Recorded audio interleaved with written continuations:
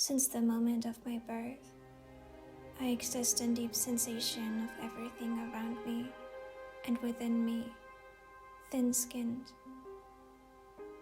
Every moment leaving a remarkable imprint on me. And despite the appreciation for experiencing so intensely, my life is being ruled by a feeling of constant danger and anxiety.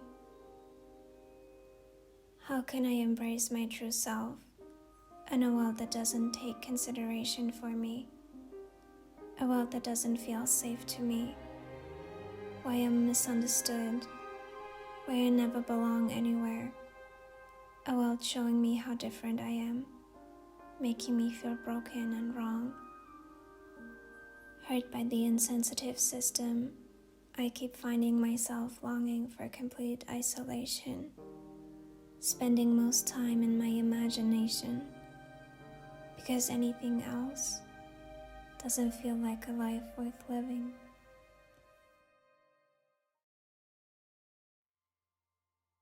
I actually wanted to make this video once I finally got diagnosed. I called the clinic again and I have a new ADHD appointment next week, which hopefully took place once this video is up because I'm pre-filming right now. And I also asked for an autism diagnostic appointment and they told me that there's a waiting list, so they're gonna call me back in about 6 months. And yeah, because this topic is just so present in my life right now, I decided to already make this video. I don't feel so prepared because I'm a bit stressed, uni assignments, and also Mercury is retrograding in Taurus, which is my birth chart placement. So I might struggle a bit to express myself, but I'm gonna try my best. So how did I even start to think that I'm neurodivergent? I talked to my friend last year and we were kind of bonding over our OCDs and special needs and boundaries. And that was the first time I talked about all of this in detail with someone who wasn't a therapist and also where I could relate to someone so much. And then she told me that she thinks that she's autistic, and I wondered if I might be too, but then I pushed this thought away because I was scared. I was just trying to relate to her so much because I can rarely relate to people. I also saw some posts on Instagram and I couldn't relate to everything because I didn't know that it is a spectrum. So I just thought, okay, maybe I'm not autistic. Until I watched this Netflix show called Heartbreak High. I'm gonna spoiler a tiny bit, so if you haven't watched it but intend to, then just skip this part. But yeah, there's this character, Quinny, she's autistic and the actor is also autistic, and I could really relate to her, and I thought that she's highly sensitive because I am, and there were scenes where she's overwhelmed with noises, for example. And then it was revealed that she's autistic and I was kind of surprised. The key moment was the scene where she has a meltdown because that reminded me so much of my panic attacks. And I've been calling them panic attacks because that was the only word I knew that fit to what I was experiencing. But I don't always feel panic. So I can now distinguish between panic attacks and meltdowns rather happen when I'm overwhelmed, when things don't work out, also when I'm stressed. I think the main trigger from meltdowns right now is when my symptoms are getting too worse. It just frustrates me that I have to lay in bed all day when I want to get stuff done or even have to finish assignments for art school. And then I did a bit more research about autism, mainly on social media. I feel like there's some kind of shift happening right now in our society. We are becoming more and more aware about certain topics, allowing more individuality and talking more about certain topics so that people also are finally being diagnosed. And social media plays an important part in that, especially for me it did. Yeah, so I learned that it's a spectrum and I can relate to a lot of things. And during that time, like last year when I just did more research about it, my mom thought that I might have ADHD, and I now think that I have ADHD and am autistic. Also, with learning more about my chronic illness, ehlers-danlos syndrome, and that you are 7 times more likely to be autistic and 6 times more likely to have ADHD, it just would explain a lot of things. Also, all of my family members who probably have EDS have certain traits that I think might be autistic or stem from ADHD, like special interest, being highly sensitive, antisocial, having special needs and boundaries, escaping reality, being very creative, having a good memory. So my suspicion got more and more serious, and I've been trying to get it diagnosed for like over half a year now. I made this list about all of the reasons why I think I might be neurodivergent. It's very long and I rehearsed this video so many times, and I've been always talking for over an hour. So I'm just gonna try to summarize it a bit. I struggle with mental health since I was 9 years old. I've been in therapy for about half of my life, and I never really felt safe or fully happy in my life with or without therapy, except last year when I was isolating myself. And nobody ever considered me being neurodivergent, even though looking back, there are so many hints. I often feel misunderstood and unrelatable, and I made some progress in therapy over the years, but I never lived up to the expectations of my therapists or felt like I was really getting better. And as a child, I had very strong nightmares and then developed this fear of going to bed. That was horrible. I was sleep deprived for months. I struggled with depression since then. I have a long history of self-harm. I had an eating disorder when I was about 13, 14 years old.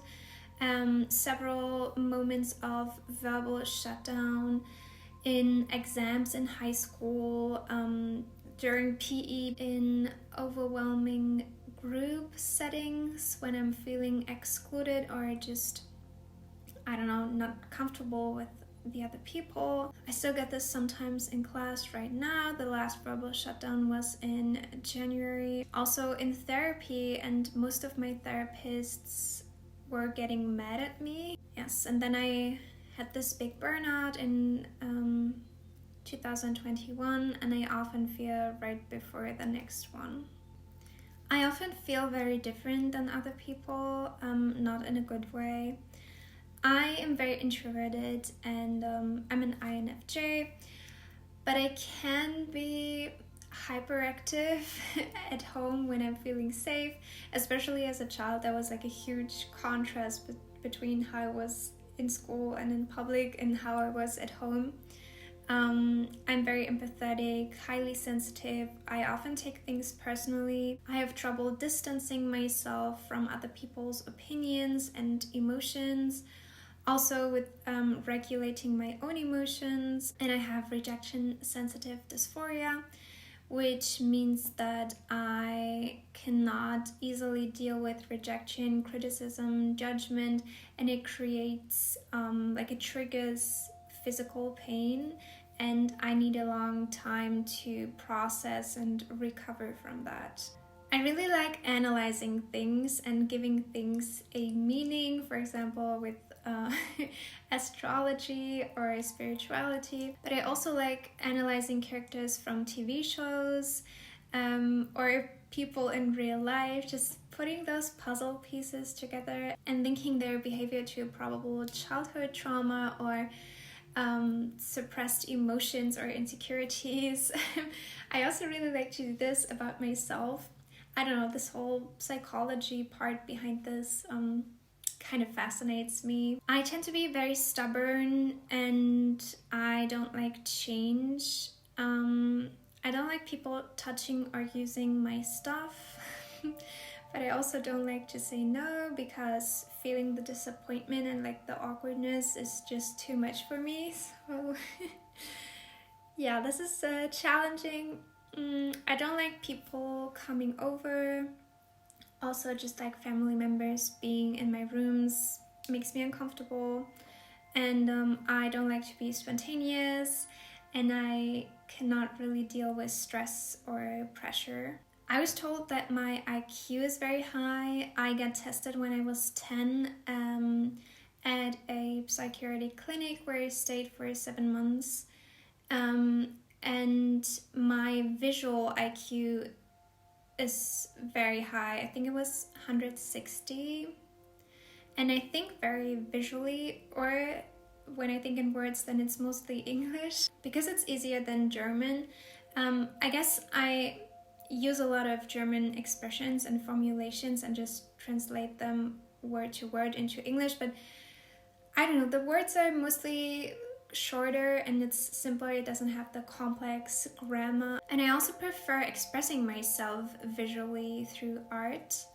I have great imagination and also hyperfocus. I don't have this anymore because my chronic illness is restricting me a lot. I have a very good and a very visual memory, and I'm good with numbers and dates. I also liked math in school, but I also like languages. I learned the hiragana, katakana, and hangul alphabet, and I also tried learning a bit Japanese with an app on my iPad, and my iPad is set in French, so I was learning a new language through my second language and also through like YouTube videos in English, so through my third language. It was fun, it was challenging in a way. I also was a very good student. I graduated with a final grade of 1.3, which is very high, but I work very slowly because I'm always so focused on details,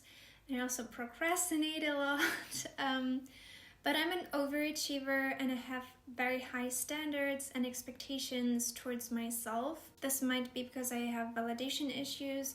It might be an attempt to fit in, to be liked and admired, or just, I don't know, when there's an assignment, it just doesn't make sense to me to not give 100% and do the best I can. So I'm always pushing myself to be the best, not because I want to be better than other people, but I don't know, because it makes sense, and also because it feels the safest, because I just fear rejection or judgment. And I'm also very good at adjusting, but it doesn't do me good. Like, it feels uncomfortable and draining, but I also do it as an attempt to be normal, to fit in, and for the auto-validation. And then there's asexuality.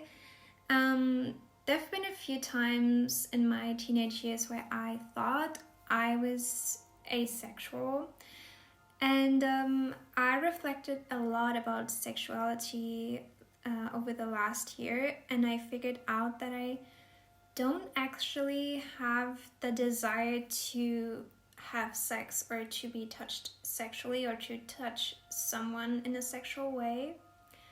I wanted to do all that because I wanted to fit in, because I wanted to be normal, because I wanted to make experiences. I was also curious, but I guess all in all, I was just so conditioned by media that I didn't see that I was not having this impulse myself. At least for now, I am asexual. Maybe one day I'll meet the right person and it's gonna change. And I also saw this post on Instagram that there is a link between autism and asexuality.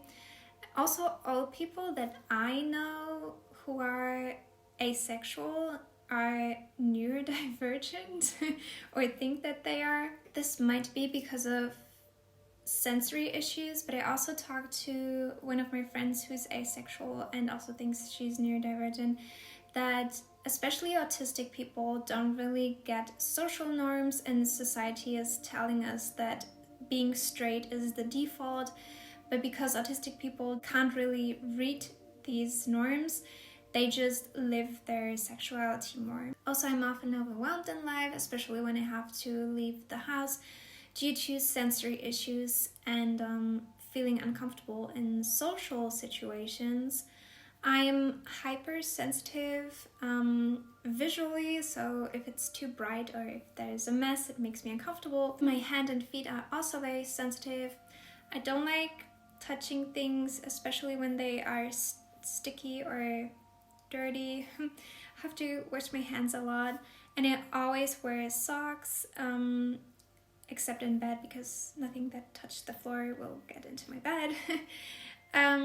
Yes, I'm also sensitive to noise, not that much, but more than most people, I guess. And also dynamically, which means to me that when there's too much movement around me, it's gonna make me feel restless. And also when people come too close, I'm also emotionally and mentally very sensitive. I'm quickly overstimulated. I really like fluffy things and mirrors and fairy lights. I don't like to be touched, especially like randomly by strangers, if someone like accidentally bumps into me or something. But just in general, I don't like being touched, especially my hair, unless it's hair wash day. I always make sure that nothing touches my hair because it just, I don't like that. I also don't like shaking hands. I'm more of a hugger. The hair thing makes this a bit challenging. Also, small spoons and small forks. We have these little cake forks, and I really prefer eating with those. I don't like bras. I don't like jeans or too stiff or tight clothes. I feel like this might rather be my ehlers-danlos syndrome, because my body is very soft and fragile, and when I wear jeans it feels like they're cutting through my stomach. I don't like sitting down in the bus or in the subway because I don't know who sat there before me, but I have to sit down because I'm disabled and otherwise my knees are gonna kill me. Taking the bus in general is always so exhausting because people are always too close and all of the noise, and I don't like that. In class, like in art school, I struggle a lot to concentrate when we have to work on an assignment because of the noise, or because I just don't feel safe when I'm not in my safe space at home. And probably also because of my chronic illness, because I'm in pain daily and have headaches. And unfortunately, reading books is also exhausting to me, physically and mentally. I was diagnosed with sociophobia. I am socially anxious and awkward and often overwhelmed, don't know how to behave. I feel very uncomfortable in most social situations, especially group settings, and I often feel excluded and therefore bored because I'm just sitting there listening to people talking about something that I'm not even interested in. I'm also averse to hanging out with people. There have been very nice meetups, but you have to convince me a lot because I don't like to leave my house and I don't like people coming over, so yeah. That's why I have mostly internet friendships, because I have more control. I can also take more time thinking about how to respond, and I can be in my safe space and still socialize. But I also don't know really how to make friends because all of my friends made the first step. because I was just spamming my story, and then they replied to it regularly, and then we developed very long conversations, and then suddenly we were friends. And it's the same in real life. People always kind of noticed me and then started talking to me, and then we hung out and so on. And I think that's also why my strategy to make friends became just kind of showing off my talents so that people would notice me, which is kind of problematic. I also mask a lot. Since I know about masking, I try to do it less. In art school now, my friends are very tolerant and sensitive, and most of them are also neurodivergent, so it feels like a safe space to unmask. But still, in general, I often have this feeling of monocopsis and alienation. Like, I'm always so different than other people that I never belong anywhere, and I'm so misunderstood and misplaced. That's also why I have this strong desire to isolate myself, and there have been times where I did that. Also in high school, I think 2 years, I just stopped talking in school because I felt so rejected, and I often feel just unseen and unheard.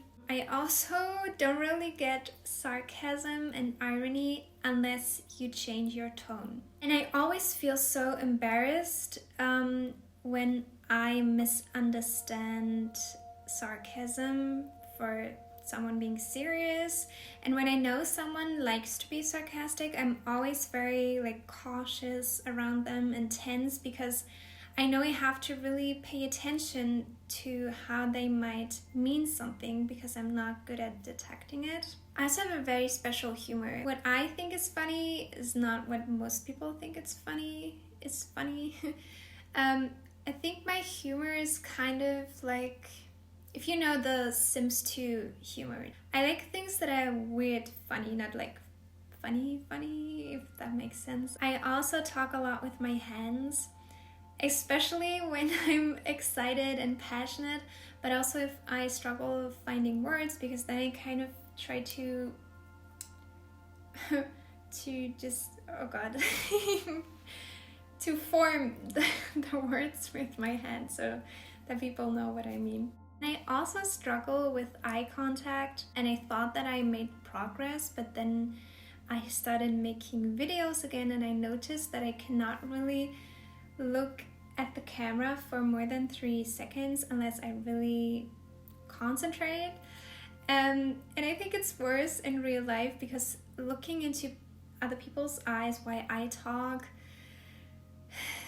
it just makes me uncomfortable, because I can see their reaction to what I'm saying, and this makes me very insecure. I can look people in the eye like full Wednesday Addams when they talk, but when I talk, I don't know, I'm just getting too tensed. Oh, and about this whole friendship thing, I also kind of struggle to keep friendships. Like now, I think the friend I know the longest, I know her for 3 years now, which is not very long.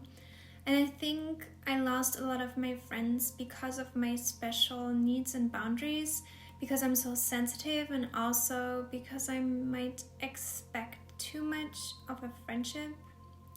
But yeah, that's just my interpretation. Most people just ghosted me, and I never really got to know what I did wrong, so yay. And also the friends that I feel most understood by also think that they are neurodivergent or already have their diagnosis. So, structure, rules, and routines give me stability and make me feel safe. I really like labels and categories like MBTI, astrology, Enneagram types. Things need to make sense. I like to tidy up, to line up things. I always clean up every day, because it makes me feel safe and comfortable when everything is clean and tidied up. I'm very disciplined. I have this OCD about cleanliness. I don't know if it's really an OCD, because it's not like that I fear something bad might happen if I don't wash my hands or something, it's more like a very, very strong need for cleanliness. I also have a strong moral code. I tend to be over obedient because, I don't know, if a rule exists, why should I not follow it? My closet is color-coded. I have a lot of lists and books and plans where I document and structure things. I always need very exact instructions, otherwise I'm going to be overwhelmed and insecure. I tend to correct people because things need to be right. And I always try to not do that, but it's kind of like a reflex, and if I don't do this, it kind of boils up inside of me. But I'm always very embarrassed when I do this, especially when I do it too much, because I feel so weird, and I don't want to make people uncomfortable, but I also need things to be right. And I'm also always very euphoric to help people with my knowledge. This is also something I'm a bit embarrassed about. And it frustrates me when people don't stick to their words or if they're unreliable. This is what I meant with I have a lot of high expectations also towards other people or in friendships. And yeah, last year I was diagnosed with anancastic personality disorder, so a compulsive personality disorder, which could also just be an autistic trait, I don't know. Because I don't really like change, especially when it comes to my routines, and I need time to adjust to new schedules or routines, or it really makes me uncomfortable when there's a sudden change of plans. I have like several cleaning schedules throughout my life, and now since last year I have like these very set routines that I do every day unless I have a flare-up. And I also like these step-by-step to-do lists where I just write down every tiny step, so it's easier for me to just follow it and to get stuff done. I was also diagnosed with borderline personality disorder at the age of 19, and I did a special group therapy where I learned to skill, and now I think that it's rather to stim. I don't know, it's kind of hard to differentiate between those two. But yeah, stims, I have a light obsession with the color purple. It's not like all of my things are purple, but yeah, I just really find comfort in this color. Also in mauve. Like, it's purple is more like lilac and mauve. I really like those colors. And also this kind of mint color. Yeah, so pastel colors. I used to doodle and like scribble so much in high school during class to like concentrate and also maybe to kind of calm myself down. Also, food is a stim. When I have to do an assignment, like a big uncomfortable assignment, I'm always like, I need to eat something nice before I can start. I don't know if this counts as like stress eating because it's more about the taste. I'm always like, yeah, it could also be that, but it could also be a neurodivergent trait. And because there's this long list of this could also be neurodivergent, like the quantity kind of is a point itself, I guess. I like to hold something in my hand, fidgeting. I have this little foam alpaca, which I now always take with me when I go outside.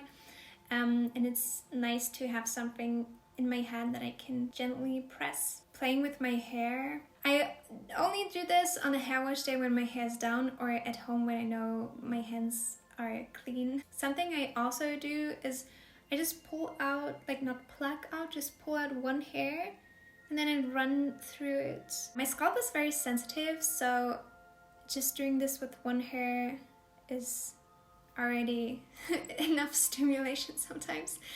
I also skin pick when I'm stressed, like my face or my fingers, and also my lip. Something calming I like to do is to watch cartoons like Bee and Puppycat or Steven Universe, or kids TV shows that I watched as a child. Also like to listen to one song like for hours or even days.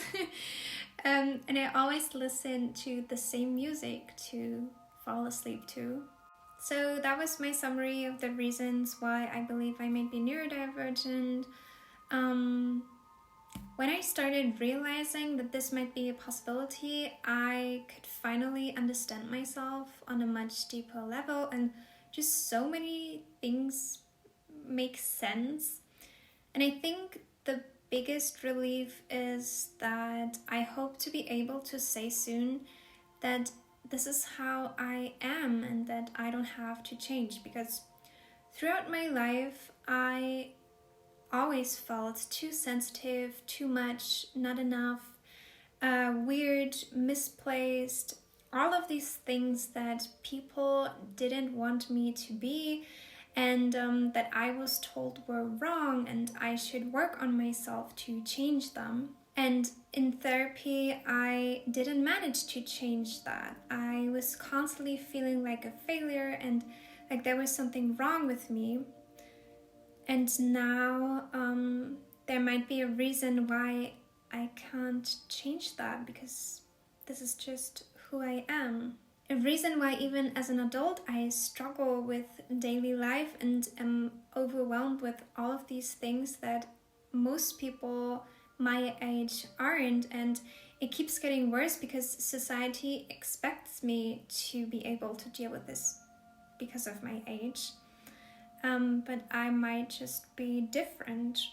My mom keeps telling me that no matter if I get diagnosed or not, it doesn't change who I am, and it doesn't change the fact that I struggle every day. And I think you can apply this to a lot of things, to be more compassionate with yourself and to accept yourself as you are. Because we're not born to fit into this one ideal picture of a human being that this capitalistic world defined for us. Thank you so much for watching. I think this was the last video for now, where it's just me talking about me. I want to create more videos that have an actual value for people watching them, but also I just wanted to kind of share things that occupy my mind right now, and kind of just be a bit more open and extroverted. So yes, thank you for watching, and I hope you appreciate yourself just as you are, and that I see you in my next video, hopefully soon. Bye!